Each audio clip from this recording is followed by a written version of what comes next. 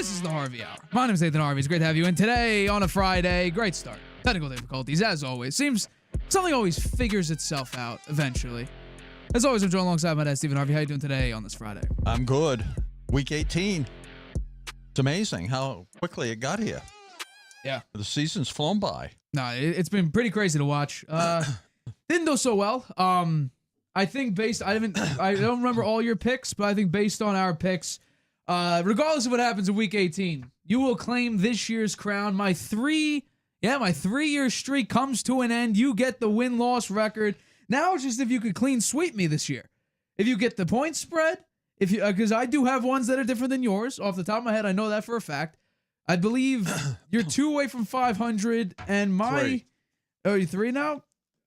126. You and me, now that I'm thinking about it, you might not be able to pass me. I think it'll get close. Yeah. Because you have some teams not covering that I do. I have some teams flipping that you don't. So this should be an interesting week for record-wise. We're still doing, the point spread, it's worse than our win-loss record. Our win-loss records, I think, took a little bit of a hit this year. The hot hand is okay, though. Hot hand's at 57%. If we go 5-0, we break 58%. So there's a chance that we come out on top here. Now, it's not breaking, was it year one or year two's 62%, I think I was at, which is pretty ridiculous. So we're not beating that today, but we got a lot to talk about for this one. A lot of key matchups. We still got a couple teams that haven't even made the playoffs yet. So we got to figure out who's in, who's out. We're going to talk about a bunch of it. So let's begin with our first topic of today's show, which is indeed one of those teams, two of those teams actually, and that's actually what I think the marquee matchup is between the Baltimore Ravens and the Pittsburgh Steelers, because TJ Watt is back, Lamar Jackson is back, and probably starting, most likely, definitely starting. So we're seeing a bigger matchup than what we thought maybe a week ago when we were thinking Tyler Huntley versus the Steelers team that just lost to Shedeur Sanders and the Cleveland Browns, possibly without TJ Watt. Now, Watt's back and fully, I would say fully healthy, and Lamar Jackson's coming back off his injury. And actually, this is the first time he's had a full week of practice in about 2 months. So it's pretty interesting to think about that as well. So let's begin with this question. I want to know from you, do you think it's a smart idea for the Ravens to play Lamar over the hot hand of Tyler Huntley? I'll get to that, but I have a question for you first. Oh, okay. Can you believe the Ravens will win the NFC North with a win over the Steelers on Sunday night? Can you believe that? I can believe that. It's hard to believe for me. How? They looked horrible. Early in the season, they couldn't win a game. They had many injuries on defense, and Jackson then got hurt. Then the defense played better, but Jackson and the offense played poorly. Then Jackson got hurt again, and the trade rumors started to swirl, along with criticism of him. I think this was a motivator for the team who blasted Green Bay last week, showing they can win without Lamar, which is an interesting thing. I think there was something going on there behind the scenes that the players stood up and said, hey, you know what? This guy, maybe they're thinking a little bit of a prima donna. You know, they have the practices arranged to fit his schedule because he's up late playing video games and things. I don't think that sits well with some of the players. They sent a message. Huntley played well last week, both passing and running. He played a little bit like Lamar. And they finally got their act together with Todd Monken, finally figuring out the key to victory is giving the ball to Derrick Henry. And they did that 32 or 36 times. I can't remember how much it was, 216 yards, 4 touchdowns. I think that's a good formula, guys. The Steelers' offense has been questionable all year and looked lost against Cleveland last week. I'm sorry, the offense. Scoring only 6 points. They were without Metcalf, who, the boneheaded guy, is suspended for an altercation with a fan. Right? For everyone to see. They showed it on TV. We saw it. And he'll be out again on Sunday. It's a 2-game suspension. And last week, Rodgers' production was just terrible. And it's terrible when he's not in the game. With him, Rodgers 67.2% completion, 7 yards per game per attempt, 23 touchdowns and 7 interceptions, a 99.9 passer rating. Without him, only 56.7% completion, 4.7 yards per attempt, no touchdowns, no turnovers, a 69.1 passer rating. They don't have a number one after him, and we saw it last week when they were. Who was the guy? Scantling, right? Scantling. Marquez Valdez. Yeah, they brought him in, and they were heaving the ball to him, and he couldn't catch it. So they've got no number one for this game in terms of wide receiver. And Rodgers' production is horrible without Metcalf. The Steelers can get the running game going, though, when Lamar plays like he has since his first injury. The Steelers just might have a chance. So TJ Watt's going to play. I wonder how effective he's going to be. He had a collapsed lung. I mean, I think he's going to be on a snap count, on a count. I don't think they're going to have him in there on every play. So here's the question here, and you asked this to me. Do the Ravens have a better chance with a conservative game plan built around Henry and Huntley against the Steelers' tough defense? This is effectively a playoff game, and for the Ravens and for the Steelers, Lamar has a history of making big mistakes in playoff games. So we've seen it over the years. He's not 100% and has played poorly since that first injury. Maybe the offense will be conservative with Jackson, and he will hand off to Henry to avoid injury. That could be. He'll play like they probably play Huntley if Jackson couldn't play. Keep it conservative. Give the ball to Henry, run it down their throats. Count on the defense to try to slow down the Steelers without Metcalf. That's probably going to be not too tough. So, and one other key point here, Jackson's 3-5 against the Steelers in his career with 13 turnovers and 12 touchdowns. So I put it back to you. I don't know. Maybe they should go with Huntley. I'm actually on that bandwagon right there. I do think they should start Tyler Huntley because in a do-or-die game, we've seen, just take a look at any real do-or-die game, which is the playoffs. How is Lamar done in the playoffs? He's not good. You look at how he performs. Well, early in his career, he was trying to do everything, and it turned out to be a massive deficit. Then you look at against the Buffalo Bills, and everybody points to the 2-point conversion, not to win, but to tie against the Buffalo Bills that Mark Andrews dropped. And some people forget that Lamar had a terrible interception and a fumble earlier in that game. We look at the AFC Championship game. Lamar did not play very well, but I put a lot of the blame on Todd Monken, who had a horrible game plan. You're going up against a bad Chiefs run D and a Chiefs phenomenal pass defense, and you have 6 carries by the running backs in that game. Not great. And that's where the Ravens are at fault, because for whatever reason, in big moments, in big-time games, they lose their own identity.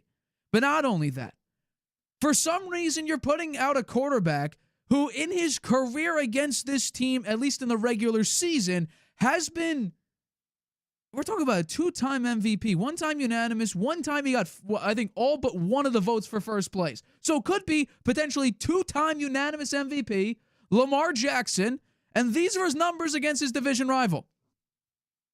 He's terrible. Not only bad, he's terrible. A 2-5 record, a sub 58% completion percentage, 213 passing yards a game, 10 total touchdowns to 13 turnovers, a passer rating that's damn near his completion percentage. That's really bad. It's 60.7 and an EPA of minus 45.9. He is absolutely terrible against the Pittsburgh Steelers. And now you're going up against the Steelers defense, which, by the way, it got cooked a little bit by Shedeur Sanders. Why can't we think about it as a look-ahead game? We seem to, push blame aside with some of the better teams when all of a sudden you look at their schedule and, there's a really big matchup coming up next week. Yeah, I'm calling that Steelers game. You know what? It's okay. Look ahead. They were looking at the Ravens. They probably were going to win, whatever the case may be. I think that was a look-ahead game. And you got embarrassed. Now you're at home against a Ravens team. Huntley, by the way, in his 2 starts this season, he's been very good over the course of his, I'm not going to say very good. He's been more than acceptable in his career, because if we remember a couple years ago against Joe Burrow and the Cincinnati Bengals, Tyler Huntley, Lamar was out as he sometimes is in the key moments of the season, December, January. He led a really, really good drive against the Bengals. Then on a goal line play, the Ravens fumble and Sam Hubbard runs it for like 96 yards for a touchdown. Yeah, that's absolutely brutal. Joe Burrow may have lost to Tyler Huntley at one point in his career. But in his 2 starts this season, Tyler Huntley has a 78.5% completion percentage, 406 total yards, 2 touchdowns, no picks, a passer rating of 111.1. And we also might add that Lamar Jackson has already come back from an injury. And he has been terrible. Tyler Huntley comes into games, does really, really well. One of the games he had a 90% completion percentage. But that on top of the fact that the Ravens, like I mentioned earlier, they lose their identity in these big-time moments. We've seen Todd Monken not even play Derrick Henry through the last 12 minutes of a game against the New England Patriots. We've seen where Derrick Henry, in a game where they're winning 7-6, carry the ball 8 times for like 35 yards. That's not a bad average carry at all. And then in the second half, when the game's out of reach against the Chiefs, then it doesn't make any sense to run the football anymore. So this is what happens. Todd Monken, John Harbaugh, Lamar Jackson, they all figure out a way to either point fingers at one another or not show up in the biggest moments. This is a big-time moment for them. Mike Tomlin, home underdog against the AFC North, is extremely good. Him, just as a home underdog, is incredible. I'm pretty sure it's the best coverage percentage ever in NFL history and one of the best winning percentages as well. So I mean, I'm going with the Steelers here. I understand they just lost to the Cleveland Browns. I understand they don't have DK Metcalf. Steelers. I'm picking the Steelers in this one because history tells me the Steelers are going to figure out a way not only to cover the spread, but also to win these types of games. Because historically, the Steelers do win these late games against their own division, and especially going up against a quarterback, which they've dominated in his entire career. And this is a guy who wins 70% of his games. A large majority of the 30% right here. Mm-hmm. I'm counting on the Ravens and John Harbaugh to speak to Monken and say, hand the ball off to Henry. Henry is going to be our offense. We won that way last week against a very good team and a team that's better than Pittsburgh. So let's keep the same game plan and let's go with that. And we won't let Lamar throw the ball up there for grabs and have more interceptions like he's had against the Steelers in the past. And then maybe even Lamar can run the ball a little bit. No, he's not running the ball. No, keep the ball on the ground. Just keep the ball on the ground. No, not when he's coming back from injury. We already saw that. We saw Lamar come back from an injury and run it like once, twice. He's not running the ball, especially coming back from an injury. They've got a backup that is quite serviceable. So, Tyler Huntley? Yeah. You're not putting him out there on a running play. No, but it's like Justin Fields on the Steelers. If they let Lamar run a little bit and he gets banged up, they can put Huntley in. So then why not start him? If you're that concerned about your $50 million quarterback. They can't do that because of who it is, Lamar Jackson. And that's unfortunate because that probably is the right decision right now is to let Huntley start. And if Huntley did terrible, bring Lamar in. But Lamar practiced all week. He says he's 100% ready to go. He's getting paid, he's got a $200 million guaranteed contract. So they have to put him out there. They can't not put him out there. Right? I think that's the wrong decision. No, but that's what they're going to do. They have to do it. Well, first of all, I don't think that just because he's making a large, dollar bill that he should be thrown out there. He's a 2-time MVP. Right. Brock, and people argue he should have won last year. He has gotten to the AFC Championship game once. True. Right? True. So is Josh Allen. But Josh Allen is an MVP quarterback. So is Jaden Daniels. Yeah, well, Jaden Daniels was a rookie. So, first of all, I'll say this. Yeah, Lamar's made it to an AFC Championship, and he played not that great. We could blame Zay Flowers reaching for the goal line, whatever the case may be. I still think it was a better play by L'Jarius Sneed to punch the ball out than it was a dumb play by Zay Flowers because we see everybody dive for the end zone. But Lamar threw an interception down there by the goal line, He threw it into triple coverage as well. Yeah, so he didn't play that well. And also, he also didn't move the ball effectively himself.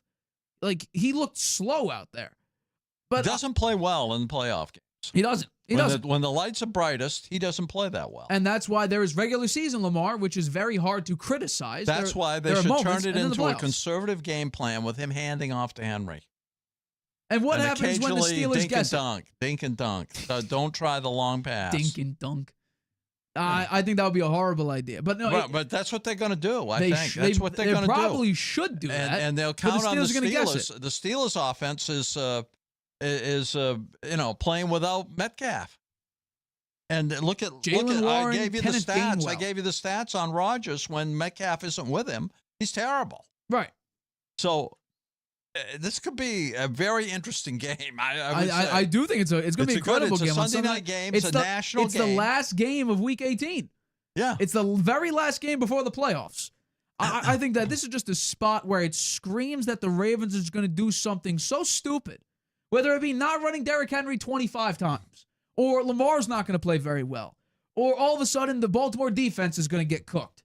Because I still think Jalen Warren, Kenneth Gainwell, they could have a nice 1-2 punch combo, which they've had over parts of the season. They're going to key on the run because they know that Rodgers has nobody to throw it to. So then they'll do what they'll do what you say the Ravens should do: dink and dunk. I guarantee they're going to have the exact same game plan. They're going to try to run the ball effectively and then dink and dunk, because that's exactly how both teams might be able to win. And I'll give the Steelers the upper hand in special teams as well, though. Chris Boswell, I would give them the upper hand. Because if we remember last year, I think it might have been the first game they played, Boswell was hitting 60-yard field goals, 50-yard field goals. I think Justin Tucker missed 1 or 2 in that game as well. So it was special teams that helped the Steelers win that game. Also, Lamar, again, didn't play very well, which he always does against the Steelers. He doesn't play very well. I think this is going to be a great matchup. I still think that both of these teams just like the Bucks or the Panthers, they're going to limp into the playoffs, whether it be injury-ridden, so legitimately limp, or no one's going to believe they could do anything. Just like how I still think, if the Ravens make the playoffs, I don't think they're going to win a playoff game. If the Steelers make the playoffs, I don't think they're going to win a playoff game. Because they'll be going up against, what, the Buffalo Bills? The Houston Texans? The Los Angeles Chargers? We can't think about what's going to happen next week, okay? It's this week. I know. I'm just saying that I have no faith in whatever I think the Ravens win because of Derrick Henry. I think the Steelers win because of Lamar Jackson and Todd Monken. I think the Ravens will be smart enough to hand the ball off to Henry because of the way Lamar has played up until now since he got hurt. I agree with you. And so that should be the winning formula, right? We've shown it. 9 times out of 10, the Ravens win. It's not 9 times. 8 times out of 10. It's 7. It's 7. Is it 7? It's All 7. right. Well, yeah. 7 times out of 10, not bad odds. Yeah, no, 70%. Yeah, right. Absolutely, So, it's a tremendous percent. I think that's what they're going to do, and I think that will be successful. And I think that the Ravens are lucky that Metcalf's not playing, and that will help their defense a lot. And T.J. Watt, bless his heart, he wants to be out there and play, but he had a collapsed lung.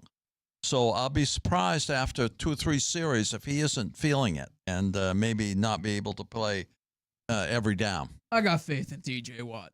All right, we're going to take a quick break, but coming up, we make our picks, our final weekly picks when it comes to the full 16 games. We're obviously going to make playoff picks, but the final picks of our regular season, yeah, I don't think we have enough differences for me to somehow take the crown back, so this will be a nice joyride for you in the win-loss, but hopefully I can maintain my lead in the point spread. Well, so once every 4 years, I don't think it's so bad that I win it.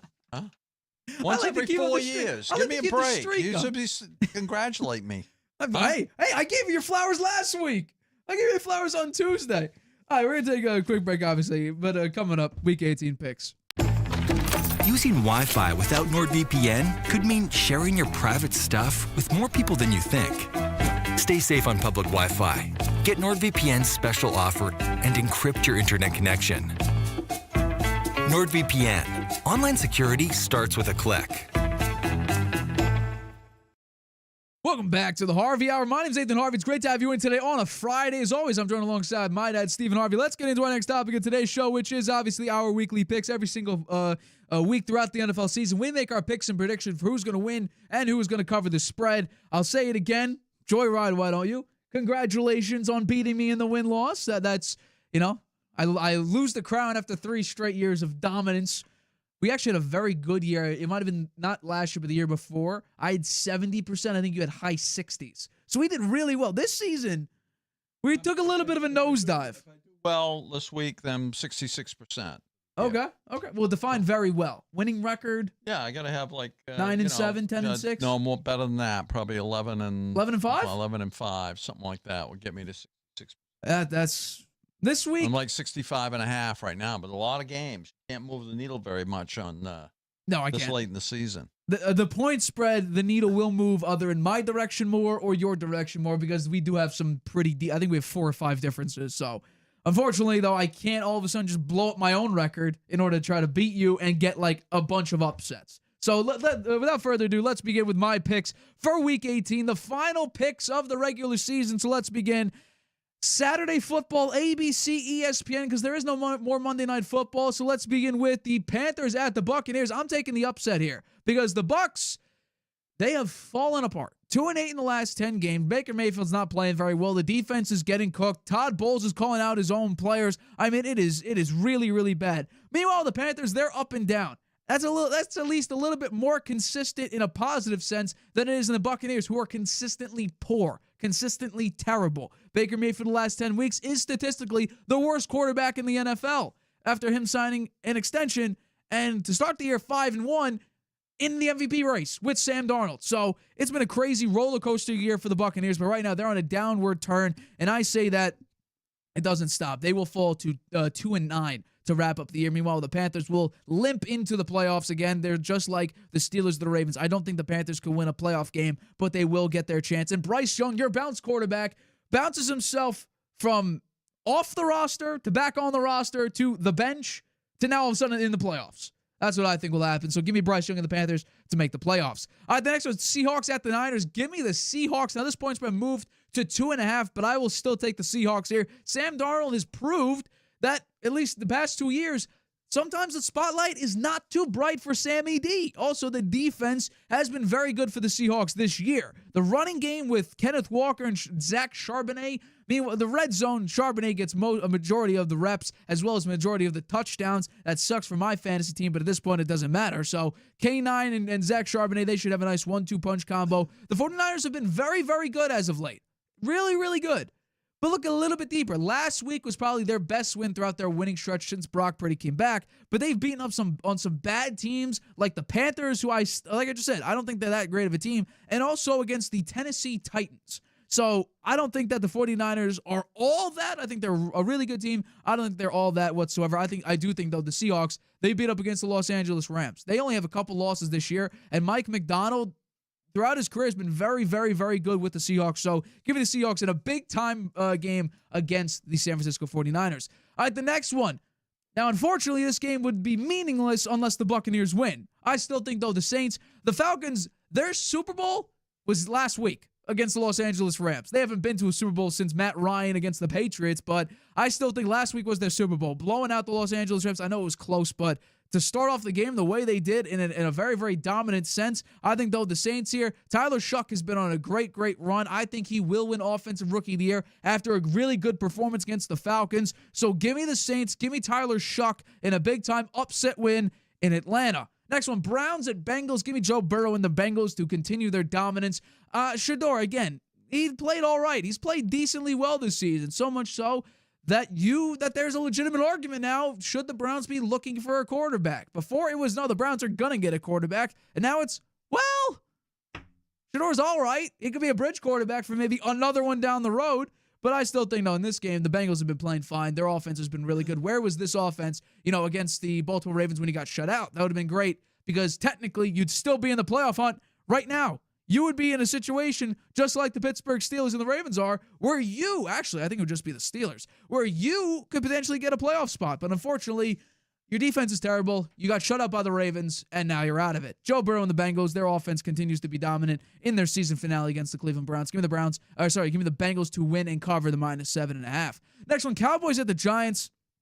The Giants lost the number 1 pick in the draft to the Raiders, and I think that the way the season will play out, Geno Smith, by the way, out for this game against the Chiefs. That point spread may move. I haven't checked it as the news dropped about 45 minutes ago. But in this one, I still think the Cowboys, they're trying to put a little bit of respect. There was some Jerry Jones, Micah Parsons, feuding over social media. It's not a great look, but I do think, though, in this one, the Cowboys, they are the better team than the Giants. Jackson Dart, he played very well last week after playing terribly the week before. I just think that the Cowboys, they're the better team. They'll get the win in New York. Give me the Cowboys -3.5 over the Giants. Next one, it'll be Malik Willis going up against Max Brosmer. I'm taking the Vikings, though, for this reason and this one reason only. Actually, is it Clayton Tune? Is Malik Willis, I believe, is he injured? I do think it's Clayton Tune in this one. Oh, God. Okay, even better. Give me the defense of the Vikings just to obliterate Clayton Tune. Last time I saw Clayton Tune, besides last week, was, if you remember, he played the Cardinals when Kyler Murray went down. So it's been a while since Tune strung a note. I'm taking the Vikings defense to obliterate anything Clayton Tune tries to strum up here. Give me them to win and cover the -7.5. Next one.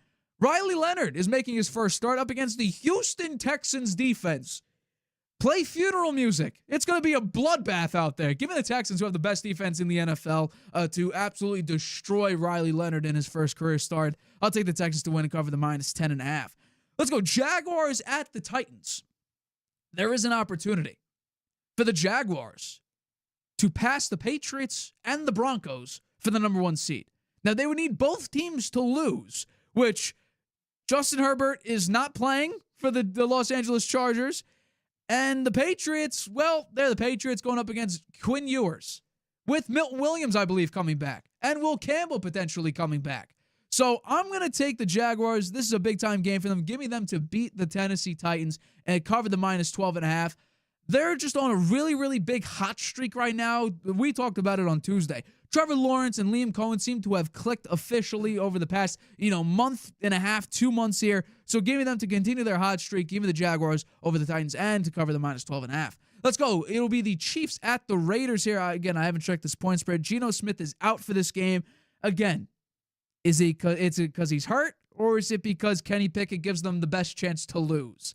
I'm taking the latter on this one. The congratulations to the Las Vegas Raiders. You will be drafting Fernando Mendoza, and you are officially on the clock as of about 4 p.m. on Sunday. So, I think the Chiefs are going to win in this one. If Geno Smith was starting, I was really contemplating at least the Raiders covering the 5.5 point spread. Maybe Kenny Pickett just screws over the Raiders and wins this game, giving the Giants the first overall pick. Who knows? But I do think, though, if Geno Smith was starting, I'd take the Raiders to cover, but he's not. So give me the Chiefs to win and cover the -5.5 in Las Vegas. Let's go Lions at the Chicago Bears. Give me the Bears in this one here. Really, really tough loss against the San Francisco 49ers. They played their hearts out. Meanwhile, Dan Campbell spoke about it. The Lions have hit rock bottom. The season's not even over yet, and you're talking about rock bottom. Not a great look. Caleb Williams, Ben Johnson, they're on fire right now. DeAndre Swift looks really good. He looks pretty good compared to last year where he was at times averaging a little over a yard a carry. It's not a great look for him last year, but this year with a brand new interior offensive line, he's been able to show up and show out in some games, and with Kyle Monangai, also the 1-2 punch combo that Ben Johnson's used to with Jahmyr Gibbs and David Montgomery. I think that'll continue their dominance against a Lions defense that's really, really banged up. So give me the Bears -3 over the Detroit Lions. Let's go Chargers at the Denver Broncos here. I'm taking the Broncos to win and cover this point spread straight up. Trey Lance is starting. Enough said. Next one. Dolphins at the Patriots here. Quinn Ewers against the Patriots defense and offense that's getting healthier. Now, off the field stuff's not a great look for Stephon Diggs and Christian Barmore, but hopefully that doesn't affect them on the field. So I'll take the Patriots in this one to win and cover the point spread. Quinn Ewers, he played all right last week. The Patriots are just a better team. Give the Patriots to win and cover. All right, let's go. This one, another barn burner. Josh Johnson going up against, Tanner McKee, I think his name is? Oh, my God. Week 18. Here's the thing. When you have really good teams, like some of these games, the good teams need to play. In this one, and again, Seahawks, 49ers, the good teams need to play their best guys. Commanders, Eagles, I understand that Marcus Mariota and Jane Daniels are hurt, but damn, even the Eagles? You don't want to, play better? You haven't played well all season. Keep playing. But no, apparently they're going to start a bunch of their backups in this one. I don't think it'll make a difference. The Eagles, technically, even with their backups, they're a very deep team, especially on defense. Give me the Eagles to win and cover the -3 at home against the Commanders. Let's go Cardinals at the Rams. Rams got embarrassed last week. Really, really embarrassed. Meanwhile, the Cardinals defense is terrible, and Marvin Harrison, he is going on IR this week. Trey McBride is the only shiny spot on this team. Now, fortunately for the Cardinals, you really can't buff him out. That's a stain right there. I'll take, again, here's the thing. I like Jacoby Brissett, good bridge, actually really good bridge quarterback. But no offensive line, no consistent running game. Wide receiver, I like Michael Wilson, but he's not all that. Defense is abysmal. Rams got embarrassed. They have a sense of revenge. They have a hunger. Give me the Rams to win and cover the -7.5 at home. All right, let's go with this one. Brady Cook against the Buffalo Bills backups. Josh Allen, actually, I know Josh Allen is out for this game. So he's dealing with an injury. He's going to rest. Actually, he may play the one snap as he always does. He starts every game. So he might do that, but I think that he will get some rest because there's no shot at them getting the 1 seed. The AFC East is already clinched. You don't want your quarterback getting even more banged up. I think this will be a backups game, as they always do very late in the year when they normally lock up the division and lock up a playoff spot. Now they just locked up the playoff spot. So going up against the Jets, who are terrible, and they're not getting any better. And it seems like Aaron Glenn's job is already secure, so no one's really getting fired.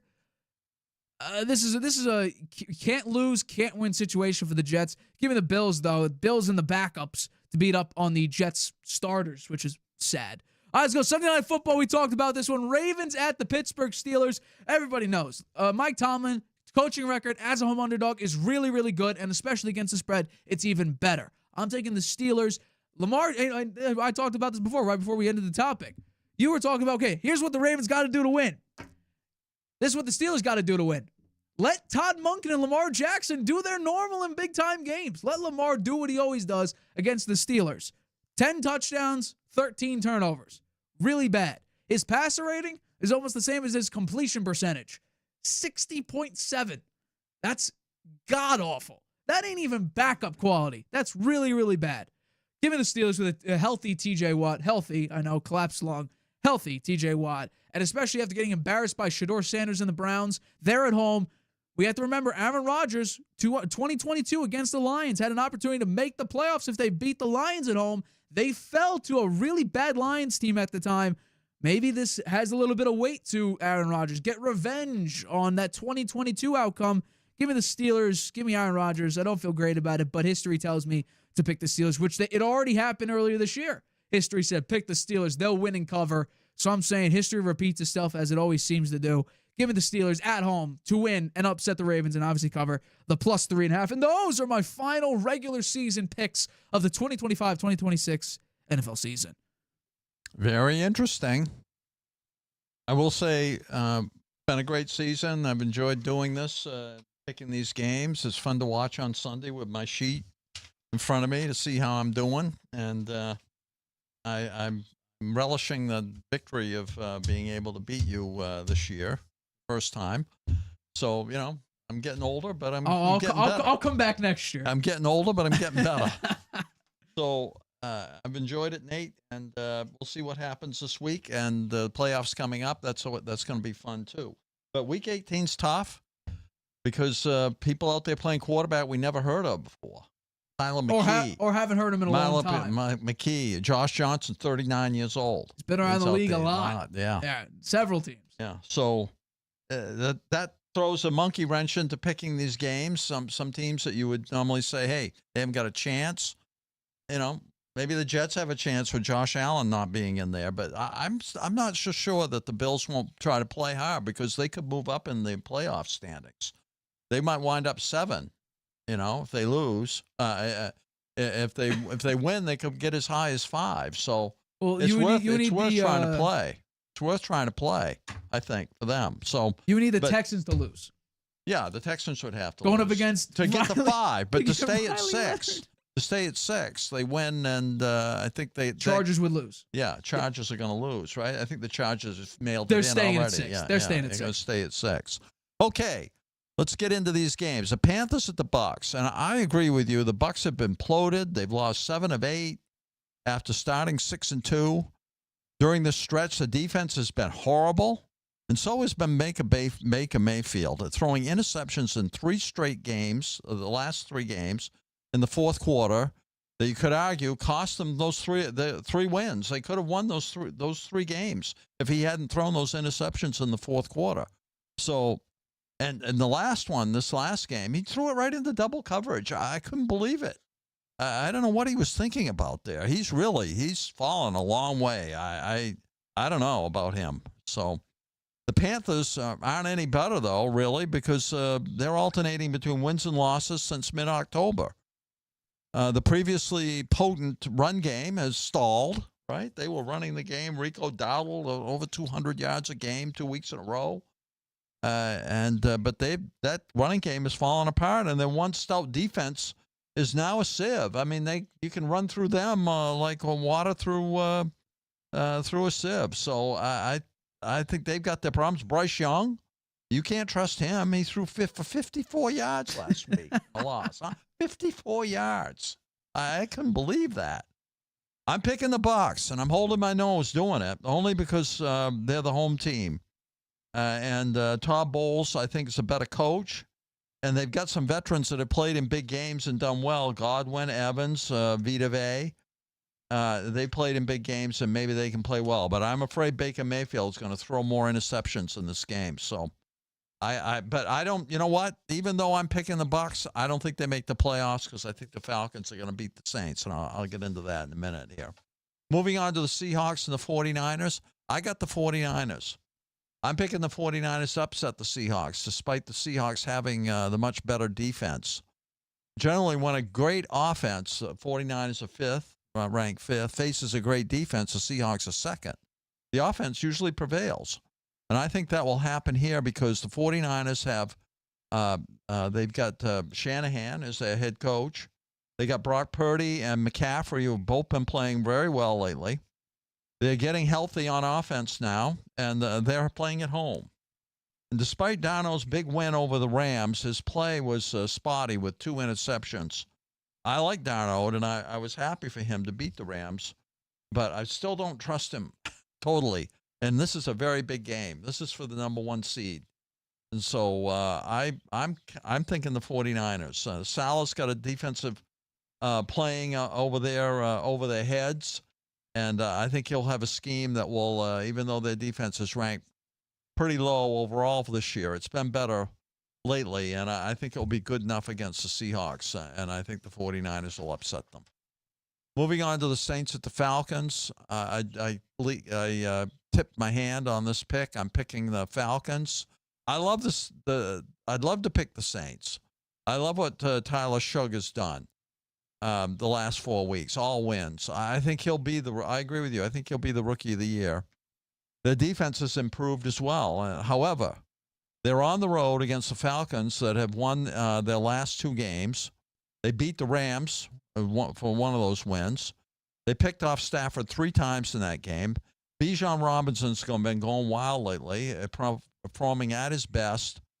And Kirk Cousins is managing the game very well, and he did very well ever since he's been in there. I think he's won 3 games, three out of the 5 that he started.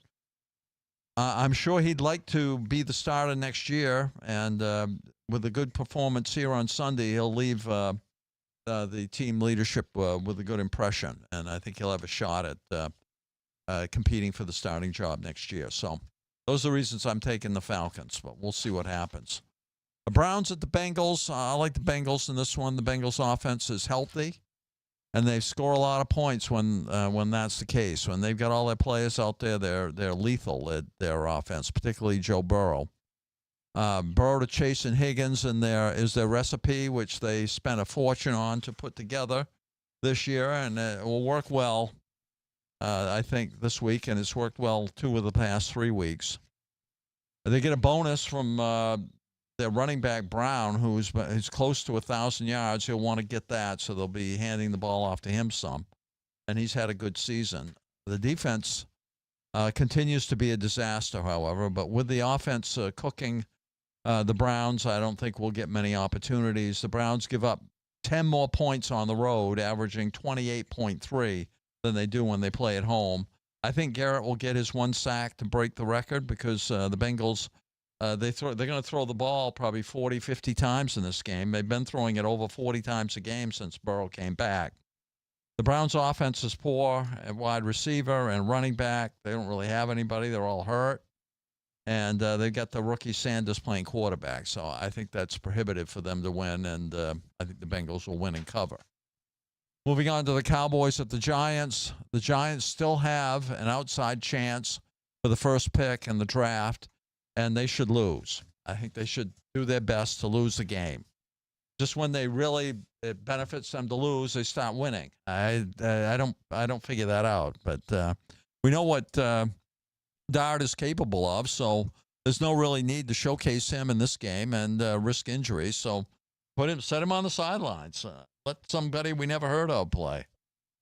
Dallas won the first meeting in week 2, 40-37. If Prescott, Pickens, and Lamb play most of the game, it should be a pretty easy win for Dallas, I think. Moving on to the Packers at the Vikings. The Vikings are playing at home. The Packers starting this third stringer, Clayton Tune, his second career start, and we saw him against the Cardinals a few years ago. Nothing special. Injuries have caused the Packers to spiral. They've lost 3 straight. Now they're hanging on to the number 7 seed. It won't be affected by a loss, so I don't think they're going to try that hard, and you can see with the starting quarterback they've thrown in there. The Vikings they've won 4 straight thanks to Brian Flores' defense. Only allowed 10.8 points on average per game over those 4 wins. McCarthy looks like he's going to start in this game, even though he's got a fracture in his hand. Jefferson needs 53 yards for 1,000 for the 6th straight season to keep him on pace with Evans and Moss, or the only other two receivers to accomplish that. It wouldn't be any problem if he had a quarterback that could throw him the ball this year, but that's been a problem for him. So I like the Vikings to win and cover in this game, and I do think that Brian Flores ought to get a good look as a head coach at one of these teams that firing their coach. A bunch of them will be doing that. I think he ought to get a good look. Colts at the Texans. Texans minus 10.5. Old man Rivers will give way to Riley Leonard in this game, in the final game, as the Colts are out of the playoffs contention. He'll be overmatched by the Texans defense, which is the best and is peaking right now. They've limited opponents to 20 or fewer points 6 times this year. The Colts have scored 20 or fewer points in 6 of the last 7 games during a 6-game skid. The Texans have not been blowing teams out since Week 10. The margin of victory has only been 6.8 points, but I do think they'll cover in this game, even though it's a double-digit point spread. But if Taylor can run effectively, it might be a close game. So we'll have to wait and see. Moving on to the Titans at the Jaguars. I like the Jaguars to cover in this game, 12.5. Titans have nothing to play for. This season mercifully comes to an end on Sunday with a loss to the Jags, because the Jags are playing at home. They have Lawrence playing the best quarterback play of his career. The players have finally learned Cohen's offense. Lawrence has 16 TDs and 1 turnover over the past 5 games. They need to win to clinch the NFC South, so that's their motivation. The Titans have, and they know the Texans will probably win, so they have that motivation. They definitely want that 1 seed. They definitely want that division win for the title there, and they have a outside shot at the 1 seed, but I don't think they'll get that. Titans have won 3 games, have an interim head coach and a rookie quarterback. They'd be best to lose to ensure a high draft pick. That would be their best strategy. Moving on to Kansas City at the Raiders. The Raiders are doing their best to lose this one. The Giants handed them the first pick last week. If they'd be stupid to try to win this game. The best move is to lose and to secure the first pick in the draft, which I think they will do. Going back to the Week 9, both these teams together have a combined record of 1-16. It's hard to believe the Chiefs have played so poorly here. The Chiefs in line to get that top 10 draft pick, which is news for them. I mean, given going to the Super Bowl and going deep into the playoffs every year for the last 10 years, they really haven't had much draft opportunities, and it's showing up now. I mean, this team is getting old. It's played a lot of games, got a lot of mileage on it, and it's showing up. So having an opportunity to pick high in the draft this year will be good for them. They're 10th in offense and 14th in defense. So I think they'll, even though a lot of players probably won't be playing, I think they should find a way to win. They lost 8 games by 1 score. Just the opposite of last year. The Raiders have 193 negative point difference. I think that's close to a record. I think only two or three other teams have done that, and so they're pitiful, very poor. Mercifully, their season's coming to an end. Lions at the Bears. I like the Lions a lot, and I like Dan Campbell a lot, and I feel bad that they won't be in the playoffs this year. But I don't think they'll beat the Bears on Sunday, just like you don't either. The Bears are at home. They're riding high and having their best season in years. They're winners of the NFC North. They have the coach of the year, I think, in Ben Johnson, who got Caleb Williams under control and has him playing well. Engineered one of the best running games in the league. Improved the defense, which has more than 30 takeaways. Lions suffered from losing Johnson, I think. I think that hurt them a lot. Not so much Aaron Glenn. I think Aaron Glenn had a lot of help on that team on the defensive side of the ball. But I do think that it hurt them badly losing Ben Johnson, and they need to regroup for next year. Hope they do and get back into the winning swing of things. The Chargers at Denver. I like Denver because they control their own destiny here. If they win, they get the 1 seed. For the Chargers to get the 5 seed, they need the Texans to lose. They need to win and have the Texans to lose. To retain the 6th seed, they need to win, or the Bills loss to the Jets and the Texans win. They'll likely get the 7th seed, and I think they've resigned themselves to that by resting Herbert and playing Trey Lance. Denver's defense will be too much for the Chargers' offensive line, for sure. The Chargers will cover because Denver plays down to their opponents. So I don't think that Denver will cover the 12.5-point spread. Dolphins at the Pats. Pats have everything to play for with a chance for the 1 seed. The Dolphins are playing out the string here. They have no chance at anything. It looks like Drake May will be the MVP, and rightfully so. Congratulations to Drake. I think he's had a great season.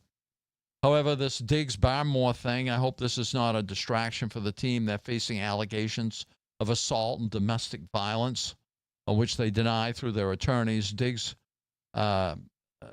he's accused of trying to strangle his chef over some mispayment or something, and Barmore assaulted his girlfriend.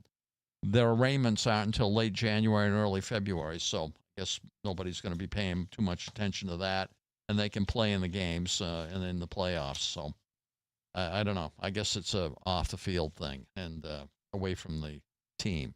The Pats plan to start their first string, but how long they'll play is unknown. I think they'll play. They're winning. They'll be watching the scoreboard there to see how those other teams are doing. The Jaguars and the Bills and the Chargers. I'm not the Bills. The Broncos. The Dolphins have won 5 of 7. They benched Tua in favor of Ewers. I think that was a smart move.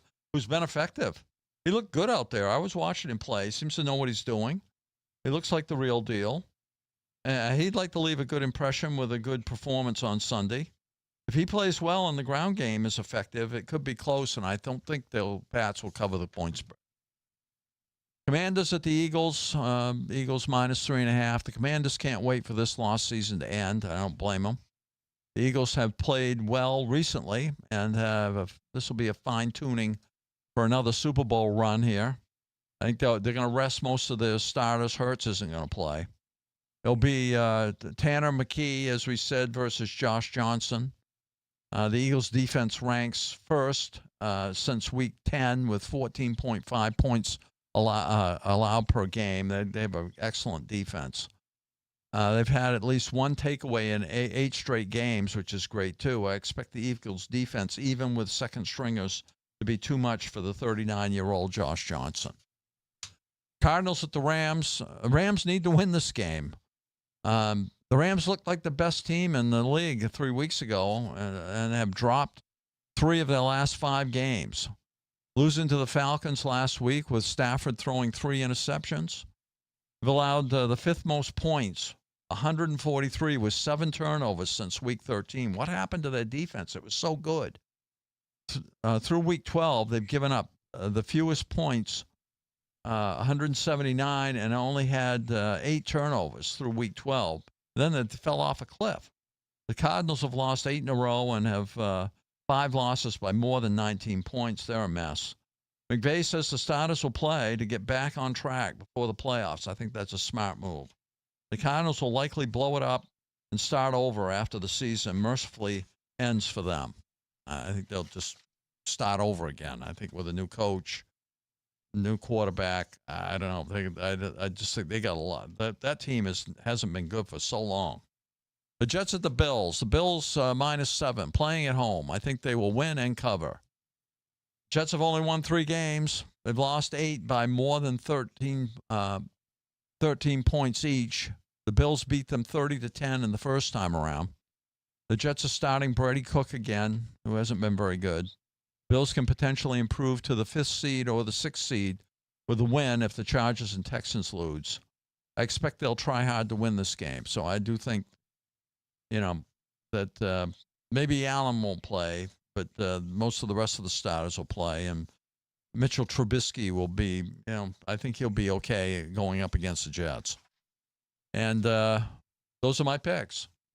We talked about the Ravens and the Steelers already. I'm taking the Ravens, and maybe it's a mistake after I hear your analysis, but I do think if they keep Lamar contained and do the conservative thing and let Henry run the ball, which they showed what he could do with 216 yards, 36 carries, and 4 touchdowns last week. Stick with it, guys. I need the win.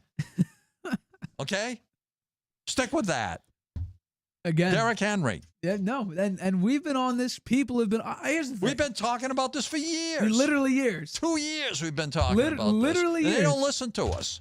They should be watching our show. Right? I know. I found the number. You know, in baseball, there's the magic number to get into the playoffs. Yeah. The magic number. The Ravens always have a magic number. It's not even that egregious. It's 15.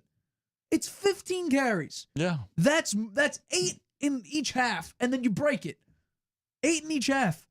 That's all you need. I think they're shocked that they're playing for the win, playing for the division championship here. I think they're shocked. You think John Harbaugh's sitting there like... That's the main reason I think they're going to win, because they're saying, hey, look what fell into our lap here. We got a chance to go to the playoffs now after we played so terrible all year. Really, we sucked. You think John Harbaugh's sitting there in his and office? we can make the playoffs. Yeah, so you think John Harbaugh's sitting there in his office just looking out the window saying, oh, my God. Yeah. We're 1 game from the play. How the hell did we do this? How the hell did this happen? I think that's what they're thinking. Some of the players must be saying, is this right? If we win, we go to the playoffs? According to that report, maybe someone should wake up Lamar and tell him, wake him up in that meeting he's asleep in. Hey, Lamar, you're playing for the playoffs this Sunday. Wake up. They're more worried about him blowing it for them than they are about their prospects. That's what you should be. That's what you should be. I am worried about that, but I think that Harbaugh will speak to Monken and say, listen, give the ball to Derrick Henry. Yeah, that's exactly what should happen. 2 out of every 3 plays, he's going to be handling the ball. And you know what? If you're not going to run it, play action with Derrick Henry. Yeah. Because at least he's out there.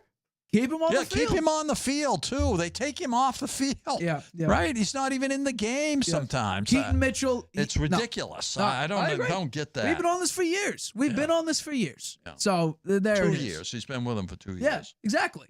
All right, let's get into, of course, my favorite topic that we do here on the Harvey Hour. It is the Harvey Hot Topic. This is where, not Harvey Hot Topic, Harvey Hot Hand, Hot Topic. You know, if you've been around the channel for a while, a couple years ago, that used to be a segment on the show. It's a hot hand. It's the hot hand. Yeah, Hot Topic was years ago. If anyone has been watching the show for like 2 years, that used to be a thing on Wednesdays, the Harvey Hot Topic. It's a mini version of this show. All right, this is the Harvey Hot Hand. It's the 5 teams, sometimes 6. I think we've had 7 or 8 at one point this year, where I give you the teams you should bet on if you are sports betting.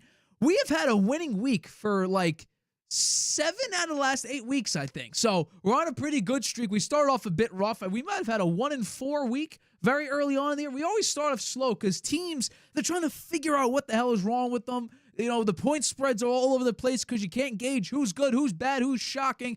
But now week 18, it seems like all the chips, all the cards are on the table now. It's time to give you my second ever 5-0 week. I feel really good about my picks this week. So let's begin with the first pick of the final Harvey Hot Hand of the 2025-2026 NFL season with Cardinals at Rams. Give me the Rams here in this one. I just really think that the Rams, after getting embarrassed by the Atlanta Falcons, you got to figure out something here. And I just saw breaking news kind of. Sean McVay, all starters are playing. They can't move up and down really in the playoff spot, so you may be able to move down a little bit, but you can't change essentially where you are. You're not getting the number 1 seed, but all starters are going to play. I think that's a great idea because it really helps my point spread out a little bit here. So I'm saying the Rams, you got embarrassed. And generally, the saying is if you got blown out and embarrassed one week, the following week, you do really, really, really well. I think there's going to be a fiery hunger going up against the 6th ranked defense in the NFL and the 29th best rushing attack. No, I think the Rams are going to dominate in this one. Joe Burrow and the Cincinnati Bengals defense, which is the worst in the NFL, was able to blow out the Arizona Cardinals. So I think the Los Angeles Rams, who are a legitimate Super Bowl contender, can blow them out too. Give me the Rams to win 31-20. They cover the 7.5 point spread. The next one. Colts at Texans. Give me the Texans in this one. I feel really bad.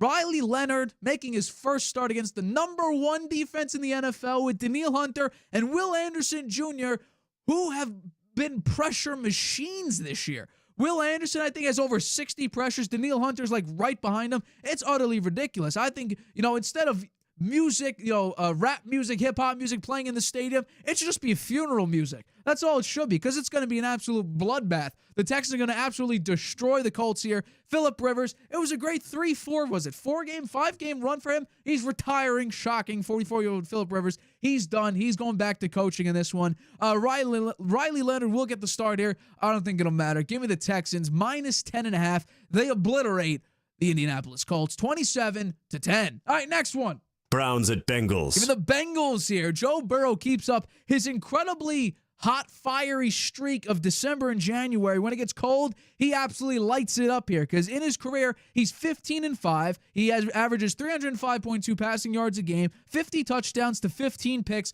a 109.7 passer rating in the months of December and January. He is absolutely on fire when it gets cold out, unlike Tua Tagovailoa. I think in this one, Shedeur Sanders and the Browns, they had their Super Bowl. They beat a division rival and a future first-ballot Hall of Fame quarterback in Aaron Rodgers. But I don't think that'll matter in this one. I think Joe Burrow in this offense keeps lighting it up. I got the Bengals winning 34-24, and they cover the minus 7.5-point spread. The fourth pick of the Harvey Hothead is Seahawks at 49ers. We're playing risky here. Give me the Seahawks minus 2.5 against the Niners in this one. I think right now what we've seen from Sam Darnold the last 2 years is he shows up sometimes when the lights are the brightest. Last year, game on the line, he shows up big. And we also have to remember, he's in a spot similar to Aaron Rodgers, kind of, where Sam Darnold in this case had an opportunity week 18 to beat the Lions and get the number 1 seed. He fell, and he felt the effects of it. His first game in the playoffs gets killed by the Los Angeles Rams. I think he had 9 sacks in that one. It was utterly brutal. But here's the thing. Mike Macdonald has figured out something here, because on the road, the Seahawks, with Mike Macdonald as a head coach, 14-2. They have an 8.5 point differential, a 72-yard differential, 72 yards per game differential, and they only allow 17.9 points a game. They are a phenomenal defense, and they figure out a way to win on the road. Give me Sam Darnold in a revenge spot up against a division rival to claim the number 1 seed in the NFC. I got the Seahawks winning 27-24 on a Jake Myers, I think that's the kicker, on a Myers game-winning field goal. They cover the 2.5, and they win 27-24. And the final Harvey Hot Hand pick of the 2025-2026 season is Ravens at Steelers. Of course I got to go with this one. Give me the Ravens and the Steelers. Steelers plus 3.5 in this one. You got to dig a little bit deep. I've brought up a similar statistic to this, but for this one, you got to dig even deeper. In Mike Tomlin's career, on Sunday Night Football, against the AFC North, as just an underdog, he's 5-0-1 against the spread. Never lost. He's 4-2 straight up in these exact same circumstances on Sunday Night Football against his own division as a home underdog. We already know his record as just an underdog at home is crazy. And straight up record is pretty crazy as well. I just think with Lamar back and how he's played against the against the Steelers in the past, his passer rating is almost the same as his completion percentage. Like, that's really, really bad. He's 2-5, and he averages 213 passing yards a game. He has more turnovers than touchdowns. I think this is a bad spot for Lamar, who supposedly is healthy. We've already seen what a healthy Lamar Jackson looks like, and it looks really, really bad with TJ Watt back out there. I got the Steelers covering this one. The last 11 meetings have all been decided, actually 10 out of 11 have been decided by one-score games, with 8 out of the 11 decided by 5 or fewer. I'm taking the Steelers to cover the plus 3.5 and get the upset. Rodgers is in the playoffs. Give me the Steelers. Upset win, 21-17. They cover the plus 3.5. And those are my Week 18 and the final Harvey Hot Hand picks of the 2025-2026 NFL season. Now, as always, you tell me which ones maybe are better for me to win some I think money. You're out on a limb on this week. We're on fire I do think right you're now. out on a limb. We're lining up here for the last one of the Harvey Hot I agree with Hand. you on the Cardinals-Rams. The Rams are going to blow these guys out, I think. If you have it 31-20, I think it'll be a bigger difference than that in this game, because the Rams have got to really show we're ready. Yeah. Is Devontae Adams going to play in this game? My guess is no, and I think that's smart. You got to rest him at least. Yeah, well, I think part of the reason they played poorly here recently is because he hasn't been playing. He was a touchdown machine. Absolutely. For them, right? I guess I agree with the Houston Colts game as well. I think that it's going to be tough for Riley Leonard against Houston's defense. I think Houston, they still have a chance at winning the division, right? If the Jaguars lose, so we'll have to wait and see on that one. I agree with you on the Bengals and the Browns too. But the last two here, you really think the Seahawks are going to beat the 49ers? Sammy D. Look at the 49ers. They have Brock Purdy and McCaffrey. True. Those guys are peaking right now. Mm-hmm. They've both been to the Super Bowl. Okay. Right? A game they should have won if the defense hadn't choked the game away. Brock Purdy didn't miss right? Deebo Samuel. Yeah, right. So they're on a mission. And I think they look at this and say, look where we are. We can be the 1 seed. And we're playing at home. Right? Against a team that we normally beat. Can I count? Can I counter that real quick? And we got Sam Darnold, who in big games so far he hasn't really just a one game against the Rams. Yeah, here where he's played spotty. He threw 2 interceptions in that game. He came back at the end, and I give him a lot of credit for that. And I like the guy, but against the 49ers and Shanahan and these guys that have the chance to rest for a week. They're going to be. I don't see it, Nate. I don't see the Seahawks beating the 49ers. Can I counter that real quick? Go ahead. The 49ers are on a 6-game winning streak. Do you know the teams they've beaten throughout the 6-game winning streak? They beat the Bears last week. That's their best win by far. By far. Cardinals, Panthers, Browns, Titans, Colts. Can we just take one step back? And by the way, they barely beat the Seahawks team in week 1. They needed Jake Tonjes to score the game-winning touchdown. They did win. Brock Purdy played poorly in that game. Brock Purdy's playing well lately. He's played well against the Titans. He played Colts, great. Did Browns. you watch the Bears game? Of course I watched it. That was a shootout. That was a phenomenal game. It was a phenomenal game. They played great. Yes. Did you see the runs that McCaffrey had in that game? Against the 28th ranked defense. Yes, he played great. Yeah. He capitalized on the 21st ranked passing defense. Really good. Okay, well, I got the 49ers. It's a great win. One. It's a great win. I don't know why you wouldn't have picked the instead of that one. Why didn't you pick the Chiefs to beat the Raiders? I mean, the Raiders are doing everything possible to lose this game. They're playing. They could put the Pete Carroll's mother is going to be out there. I don't. Why? Think why? They don't want to win. They want that one. They want the first pick in the draft, and rightfully so. They're not going to win that game. No, that was a gimme. That was a gimme. Well, you didn't take it. Well, it's a 5.5 points. Okay. That game. Hold on. That game could be 3-0. Really, that Chiefs Raiders game could be 3-0. So I got to go point spread here. I think it'll be 3-0. It could be. Yeah. And then why wouldn't you, instead of the Ravens at the Steelers, where these games have all been very close? Exactly. Right. Plus They've 3.5. been very close. There's the hook. Right. Why wouldn't you take the either the Bills to beat the Jets or the Eagles to beat the Commanders? Because those are 2 backups. I don't know how Tanner McKee's going to do. Or how about the Vikings against the Green Bay? That would be a better one. Yeah, that would be the best one. That would be a better because it's Clayton Tune. Why didn't you take that? It's Clayton Tune. Yeah. Why didn't you do that? It's going to be a sour note, I'll tell you that much. That's going to be an ugly game. That's because you're gutsy. It's a gutsy pick. Hey, history tells me the Steelers are going to cover 8. By the way, they got the hook. The hook is 3.5. They got it. Because the last number of games have been decided by 3 or around there. 3-4 points. So, I don't know. It's time to be risky. I feel good about this. You can make some decent money this week. But yeah, that wraps it up for our regular season picks. It's over. There's no more of this anymore. We're going to be doing our playoff picks next week, which is going to be very fun. Super wild card weekend.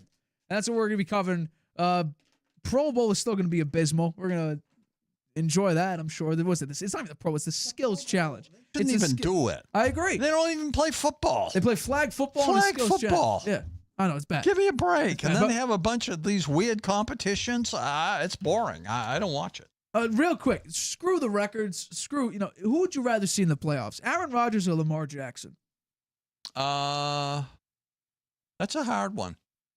I actually like to see both of them in there. I guess that can't happen this year. I think the Ravens are going to win. I would like to see Aaron Rodgers in the playoffs one more time because I think this is it for him. Really? I don't think he's going to play again. Well, then you might have just spoiled a little bit of a future topic because it seems like Rodgers is not done yet. Oh, yeah? The Steelers are open to bringing him back. Wow. Could be a future topic on Tuesday, Friday. He plays well when he's got somebody to throw the ball to. Right? I mean, yes, he's at that stage where you need a superstar to throw. Scantling there, he could not catch that. Was on Rodgers, though. Ball. No, but one of the balls went right through his hands. And it was a touchdown pass. Yeah, and they were so unimaginative there. They threw it to him 3 times in a row. 3 straight times. And he blew it 3 times. Same route concept against the same defensive back and the same exact thing. Yeah. Kenneth, again, if you watch the replay, I mean, the from last the back thing they would have expected is Rodgers to run. Maybe he just should have tried to run it. He's gonna get his head taken off with that cast that he has on his hand. Yeah, well, Justin Herbert, maybe. Justin Herbert, maybe. Yeah. All right, that wraps it up for today's show. We thank you for the constant support as always throughout the regular season. It was good to be coming back back in August, I believe we came back. So it's great to have you here. Thank you for the constant support this year. Happy New Year to everybody out there. In 2 weeks, a little over 2 weeks, we will be celebrating our 4-year anniversary of you and I doing the show. It's been a great, great journey. Yeah, unfortunately, I think that's on a Saturday. So the Friday before, we'll have to celebrate. All right, but for this episode of the Harvey Hour, my name's Nathan Harvey. That's my dad, Stephen Harvey. We have been your co-hosts of the Harvey Hour. You can catch us Tuesday night right here on YouTube. Good night, Grandpa. Using Wi-Fi without NordVPN could mean sharing your private stuff with more people than you think. Stay safe on public Wi-Fi. Get NordVPN's special offer and encrypt your internet connection. NordVPN. Online security